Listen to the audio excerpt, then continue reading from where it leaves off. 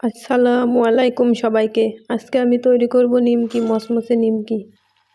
আপনারা সবাই দেখতে থাকুন কিভাবে তৈরি করি।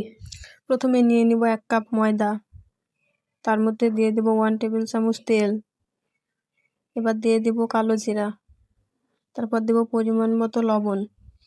এই সব উপকরণগুলো এবার ভালোভাবে মিশিয়ে নিব। মিশানো হয়ে গেলে পরিমাণ মতো পানি দিব। পানি দিয়ে ভালোভাবে মেখে নেব। দেখেন আমার মাখানো হয়ে গেছে। এবার এটা ভালোভাবে মথে নেব।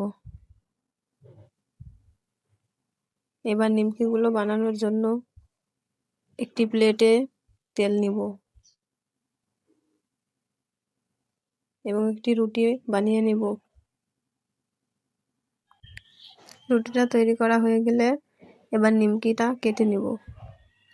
দেখুন আমি কিভাবে কাটছি। আমার নিমকিগুলো কেটে নেওয়া হয়ে গেছে। দেখুন সবগুলো নিমকি তৈরি করা হয়ে গেছে। এবার আমরা নিমকিগুলো ভেজে নেব। ভেজে নেওয়ার জন্য একটি কড়াইতে পরিমাণ মতো তেল দেব এবং অল্প গরম তেলে নিমকিগুলো ছেড়ে দেব। এবার উল্টে পাল্টে সুন্দর মতো ভেজে নিব, বাদামি কালার করে ভেজে নিব। দেখুন আমার ভাজা হয়ে গেছে। এবার এটি তুলে নিব। এখন তৈরি হয়ে গেল মচমচে খাস্তা নিমকি। কতটা মচমচে হয়েছে দেখুন, কতটা সুন্দর হয়েছে। দেখতে যেমন সুন্দর, খেতেও তেমন টেস্টি।